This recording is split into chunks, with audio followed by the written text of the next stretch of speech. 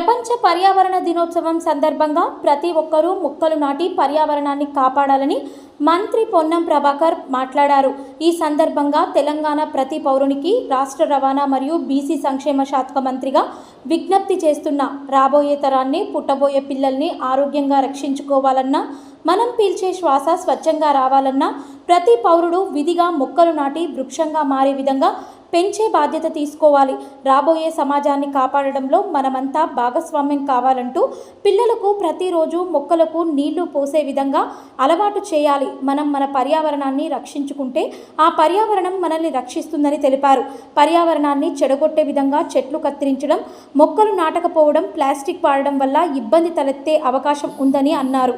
ఇప్పటికే కాలుష్యం పెరిగే క్యాన్సర్ వ్యాధిగ్రస్తుల సంఖ్య పెరిగి మరణాల సంఖ్య పర్యావరణం కారణంగా పెరుగుతోంది. తెలంగాణ ప్రతి బిడ్డ ఈ రాష్ట్రాన్ని పచ్చదనంతో నింపి పర్యావరణాన్ని రక్షించుకొని కాలుష్య రహిత రాష్ట్రంగా తీర్చిదిద్దుకుందామని ప్రతి ఒక్కరికి విజ్ఞప్తి చేస్తున్నానని మంత్రి పొన్నం ప్రభాకర్ అన్నారు. ప్రపంచ పర్యావరణ దినోత్సవం సందర్భంగా తెలంగాణ ప్రతి పౌరునికి రాష్ట్ర రవాణా బీసీ శాఖ మంత్రి విజ్ఞప్తి చేస్తా ఉన్నాం. రాబోయే తరాన్ని, పుట్టబోయే పిల్లల్ని ఆరోగ్యంగా రక్షించుకోవాలన్నా, మనం పీల్చే శ్వాస స్వచ్ఛంగా రావాలన్నా ప్రతి పౌరుడు విధిగా మొక్క నాటి వృక్షంగా మారే విధంగా పెంచే బాధ్యతను తీసుకోవాలి.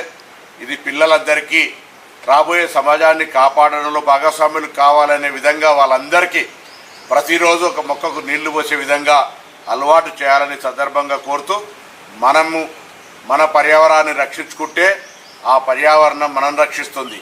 పర్యావరణాన్ని చెడగొట్టే విధంగా నిర్లక్ష్యంగా చెట్లు కట్ చేయడం కావచ్చు, మొక్కలు నాటకపోవడం కావచ్చు, ప్లాస్టిక్ను ఉపయోగించడం వల్ల చాలా ఇబ్బంది కలుగుతుంది. భవిష్యత్తులో ఇప్పటికే క్యాన్సర్ పేషెంట్ల సంఖ్య గణనీయంగా పెరిగి మరణాల సంఖ్య పర్యావరణం కారణంగా జరుగుతున్నటువంటి సందర్భంలో తెలంగాణ ప్రతి బిడ్డ ఈ రాష్ట్రాన్ని పచ్చదనంతో నింపి పర్యావరణాన్ని రక్షించుకొని కాలుష్య రహిత రాష్ట్రంగా చేద్దామని ప్రతి ఒక్కరికి హృదయపూర్వకంగా విజ్ఞప్తి చేస్తా ఉన్నాం. మీ పొన్నం ప్రభాకర్, తెలంగాణ రాష్ట్ర ప్రభుత్వ పక్షాన విజ్ఞప్తి చేస్తా ఉన్నాం.